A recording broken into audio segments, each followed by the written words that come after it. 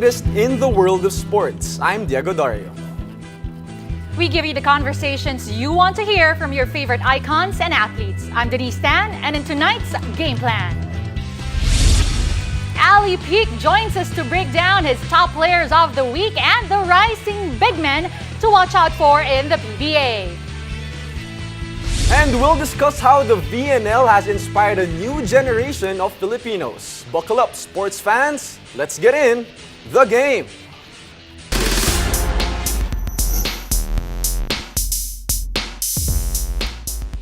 As we wrap up another week of the PBA, it's time for us to break down the top performers from the last 5 playing days. And joining us to give us his list is PBA Rush analyst Ali Peak. Hey Ali, and welcome to the show. How you guys Hi, Coach doing? Ali. Hey. Nice seeing you, Coach. Oh, appreciate it. Yes, Thanks. sir. Thank you. So let's get it.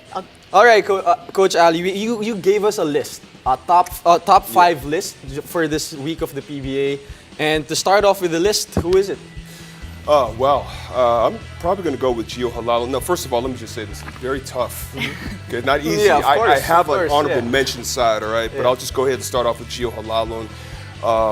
You want me to go down the list, or you just go one by one? You go right for now? Gio Halalo. You Gio mentioned Halalo. him already. Yeah. Okay, why is that? Why? Gio Halalo is averaging 12 points per game right now, 6 assists. Okay, what's impressive about that is that there's no Paul Lee available, and so he's running the show. Yeah. Mark Baroka has been really scrapping and fighting through the injuries that he's been experiencing throughout this entire conference. So it's really Gio Halalo that's been holding the fort down for this Magnolia squad, and you can see that they're slowly turning things around. And what can you say about his performance? Because there's no Paulie, there's no Mark Baroka, but at the same time, even if those two players were there, he was starting off the bench Yeah. and doing the same things. Yeah, he's doing the same things. However, the most impressive thing about it is he's orchestrating now. And I don't think we've had yet to see him do that in an entire game. So he's really doing a pretty good job of running the offense, ball distribution. Yeah. Because normally he's sort of a firecracker. He comes off the bench, he's doing a really good job of pressuring the ball, trying to cause turnovers, and then really trying to go and attack the basket. We've seen him kind of hang back a little bit, ball distribute, okay, play good defense obviously, but he's also being really efficient in the assist department, rebounding department, and of course the Yeah. scoring department. What about Junmar Fajardo? He's on your list. We've Yes, he talked is. about I him. gotta put him Maybe MVP? Well, I mean, he's his time, I'm sorry, okay. I'm not talking about Yeah. this conference, but is he playing like he used to be when he was getting that MVP award? Yeah, the numbers are there. Yeah. They're there. I have a few concerns though, because that game versus I've never seen anyone take advantage. Christian Stan Hardinger, Yeah. okay, that 3-man, big man rotation that Coach Tim Cone deployed on Jumar. I've never seen Jumar Fajardo gas like that. He only had 6 points that night, and he just struggled. Uncharacteristic, could not grab the ball. I've never seen him like that before. So I have some concerns with that, but I also know that he's going to find a way to pick things back up. Yeah, that's for sure. But Junmar, though, he's averaging 12 points per game, 16.5 rebounds, and Yeah. 2.5 steals and 3 blocks. So he's doing it on Yeah. both ends, offense and defense in the past 2 games. But you were able to play against him. You were able Yeah. to defend him, Coach Ali. Can you tell us how you tried to defend that guy? Well, I think that's the key word, try. Because, of course, you're the older guy, and you're thinking, I could just push this guy around. Yeah. I was like, okay, all right, this guy's the real deal. What's very impressive about him, and I don't think too many people understand, is that he's got incredible stamina. He's got a motor. He's always sprinting the floor, sealing you down low, and he's got so many different types of moves in the post. The sidestep move to the basket out of the That's block, tough, yeah. I've never seen that before. So I was having nightmares in the playoff series, and I haven't had nightmares about guarding a player in over 10 years. So I knew that I was in trouble. But Jumar Fajardo, obviously 6-time MVP, and who knows where he's going to go. I still see more in the tank for him, more championships on the horizon. Let's talk about another big. Who's next on our list, Denise? Well, next one on Ali's list is Ian Sanggalang. Ian was course. Player of the Week last week. He was averaging around 18 points per game. Yes. He scored 14 against Phoenix, 14 points, 10 rebounds. What do you think has made him that successful in the past couple of games? Well, I think that over the last couple of conferences, he's really come into his own. Mark Pingris stepped aside. Rafi Rivas, that's my boy, but he's starting to age. Now he's come out to the forefront. He is the main guy in the middle, And with that comes a lot of confidence, a lot of responsibility, and he's also taking a lot of initiative. His roles have changed. A lot of the players from Magnolia, their roles have changed because of some of the changes that have occurred there over the last few years. Ian Sangalang, no different. Well, when I see Ian Sangalang, coach, I kind of see you in it without the heft, right? He Yeah. has that mid-range jumper. Yep. He loves going left, but Yeah. why is it so hard for defenders to stop him? They already know he's going left, but he's still able to get buckets with that hand. Well, I think he's a very strong individual, right? He knows how to position himself in a way to where he gets to his sweet spot, very similar to what I used to do. The hook shot that he has is a very high looping hook shot, Yeah. so it's very tough to really time it and try to block the shot, and he's perfected that throughout the years. You could obviously see that. For sure. I mean, he and Sangalang has been crazy, especially in the Philippine Cup. But Yeah. Denise, who's next on our list? Well, Jamie Malonzo is part of that There you list. go. We know he's a very athletic guy. He's such a tall guy. He's so agile. Yeah. He's all around. Yes. How hard is it to go up against a player, a big guy like that, who doesn't necessarily just play the big role? Well, I've never had to guard him. I've never had to play Yeah. against him. So thank goodness for that. But I think let's not think about the scoring so much right now, because, okay, I'll go back to scoring. What's impressive about that? He can create his own shot. However, he gets a lot of his shots off of just sprinting the floor. Yeah. And that's why he gets 4 or 5 dunks per game. He gets those highlights. But also, you got to look at some of the stat lines that he has here. 12.6 rebounds per game. That's crazy. And the thing that impressed me the most about him is he's a do-it-all type of player. Yeah. It's not so much the points scoring, but it's also the rebounding, the offensive rebounding, and the defense. That's another thing. And talking about do-it-all, versus Meralco, he had 21 points, 9 rebounds, 6 assists, 1 steal, and 2 blocks. But when you see Jamie Malonzo, are we seeing a new age big man where he can play from the outside, go inside, but still use his athleticism? Possibly. The scary thing about it is that they're playing him at the small forward Yeah. position, the stretch forward position. It's the dawn of positionless positions, as I like to call it.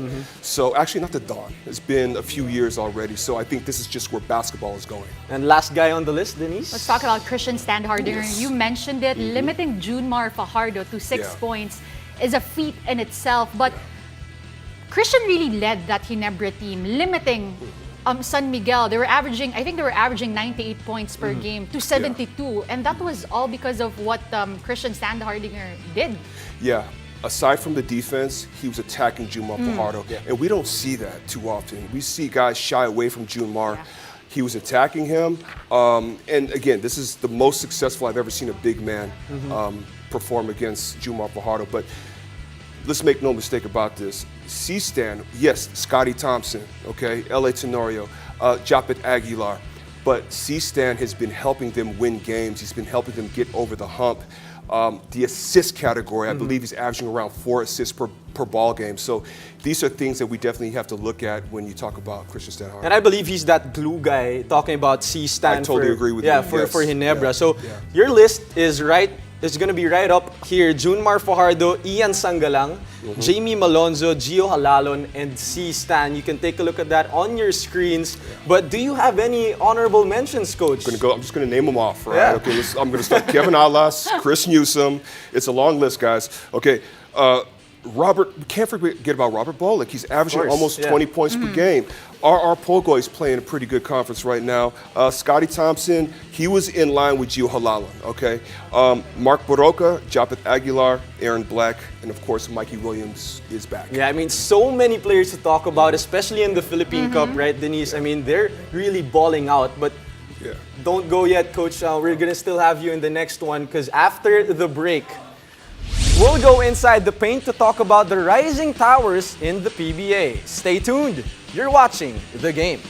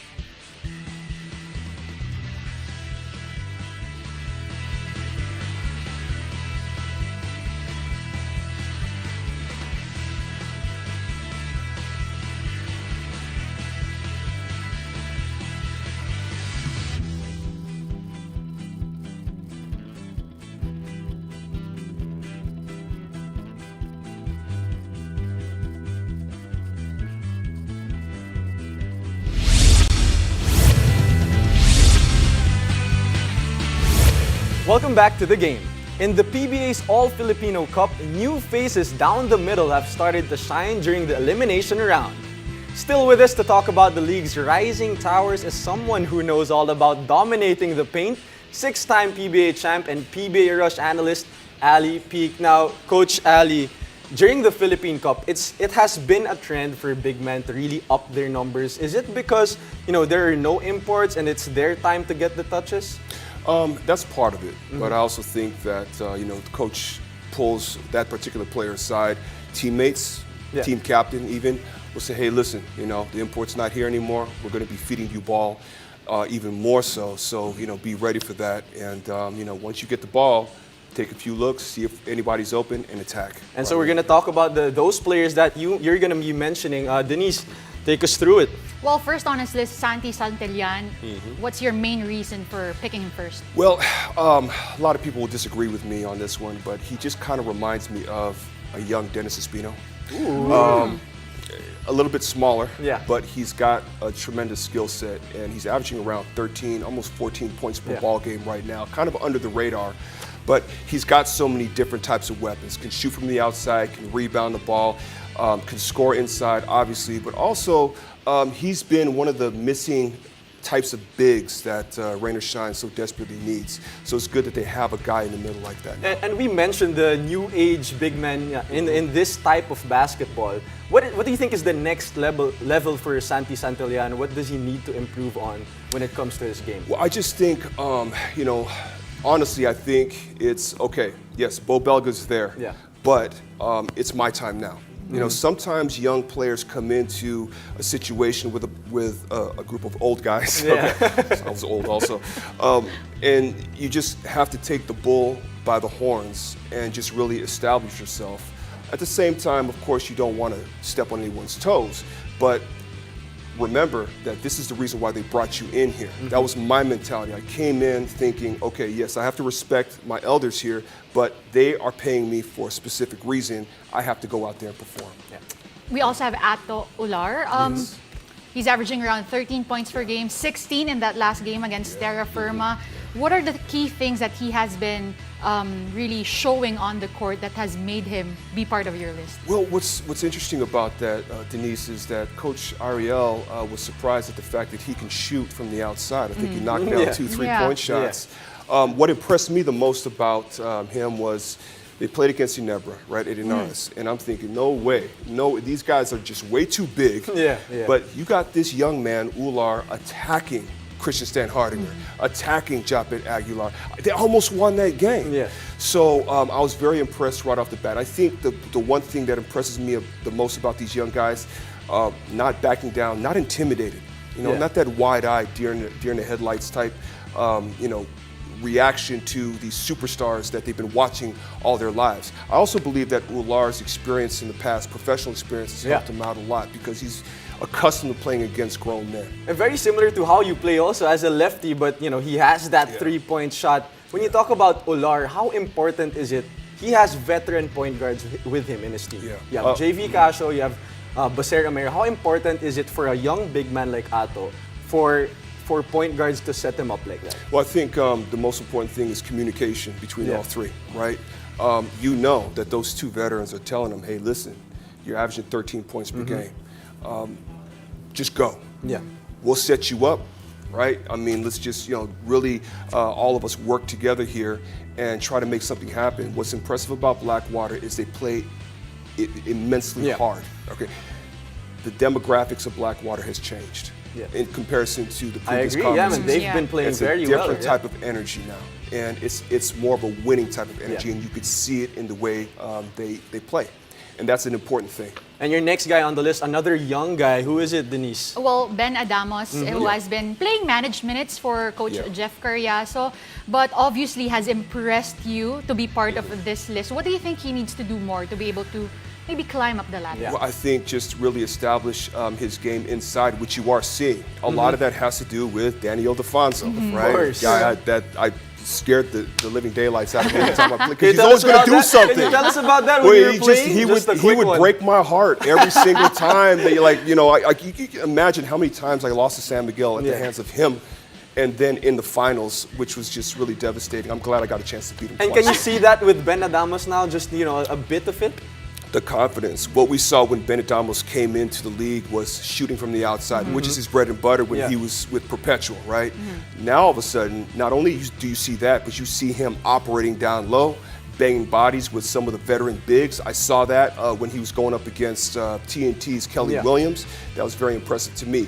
Forget about the stats right now. Let's just think about the future. And then, of course, the towers. He's about 6'7", big guy, one of the bigger guys here in the league as far as the young guys are concerned. And you mentioned the future. The next guy on your list, Denise, is another guy who will be towering inside for the same team, Converge. Who is it? Well, it's Justin Aranya. And what's interesting is that we were having this conversation right before we went on air.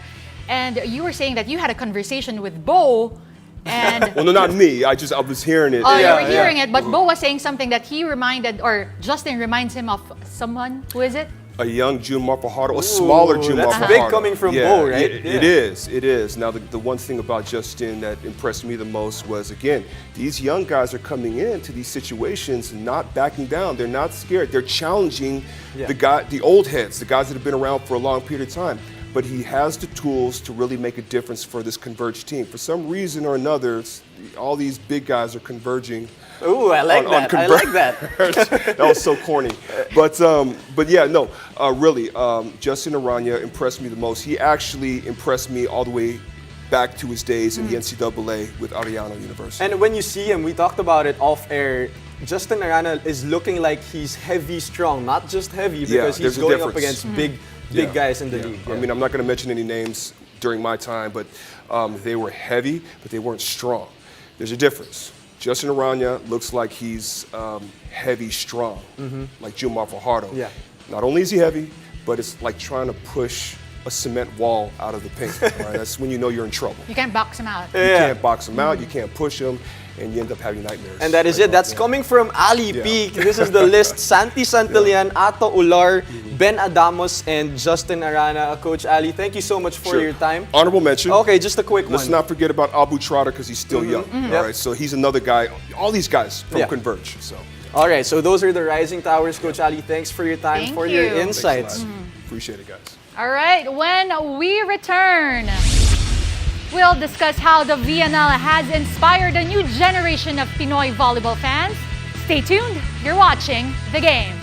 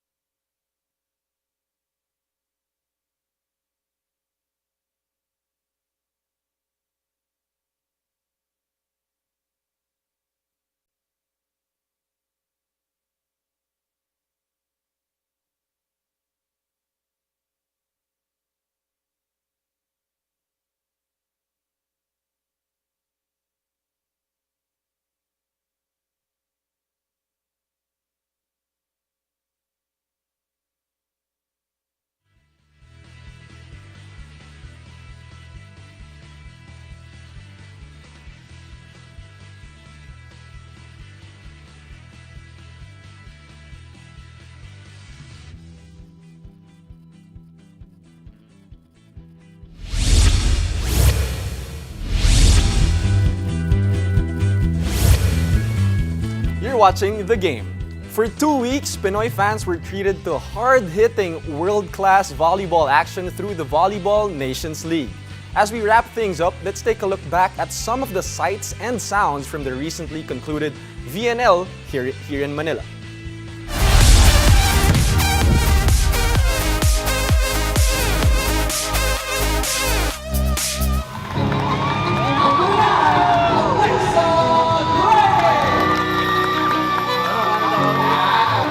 FIVB is always looking to bring volleyball and promote it all over the world. So with bringing VNL to Philippines, we're hoping to inspire the next generation of athletes that will want to participate and play volleyball. So far, we have seen wonderful progress. It's promised to be a very, very exciting show. And of course, this event could not have happened without the support of the government of Philippines and the vision of the Philippines Volleyball Federation. They have done a wonderful, magnificent work, and we are very truthfully thankful for their support on this one. You know, for every athlete, it's a dream come true to play in front of a super excited and engaged crowd. So for an athlete, this is an amazing opportunity. And you can feel the energy during the matches, and this energy fuels the athletes. So that's why we have seen such a spectacular actions on the court. So many wonderful and amazing and exciting matches. So it's all thanks to the crowd. Thank you to Philippine fans.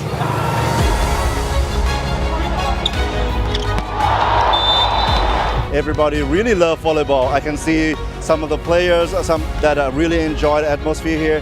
The fans also, sometimes they're wearing Japan shirts, sometimes they're cheering for Thailand, sometimes they're cheering for USA. So I really think that they really enjoy the atmosphere in this arena. I hear many good feedbacks, and I just love the atmosphere here in Aranya. I think we're doing pretty good here. For the game itself, I think the fans getting excited. I think it was the very first new international event that we are bringing to the Philippines. After SEA Games, it has been a big improvement to see the most elite players on the court. I think the fans really perceive this event very well. VNL has always tried to bring more entertainment and creating new products to the fans, and I think they really like and enjoy the tournament so far. I think you can see already that the Filipinos love it. Filipinos love the games. I feel that they really want to see new players. They really want to see high-level players.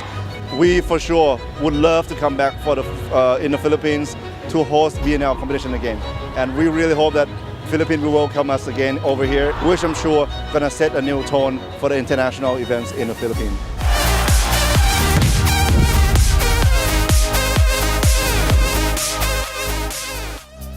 Filipinos definitely became part of the game through hosting the VNL, and this is also a good opportunity to talk about the impact and inspiration that the VNL leaves to a new generation of Pinoy fans and athletes. And ba't pa tayo lalayo? My partner and volleyball commentator Denise Stan will help us understand the VNL fever. Now, Denise, you covered the games, you were there, but before we start, how big is the VNL? Who are the teams playing, and why is it that all Filipino volleyball fans are hyped for this league? Gusto ko lang sabihin, nakala ko sasabihin, ba't pa tayo lalayo? Eto na, magkatabi dito na na tayo. But to answer your question, it's such a huge deal because we're talking about not just, continent leagues, yung kumbaga, not the Asian Games, not the SEA Games.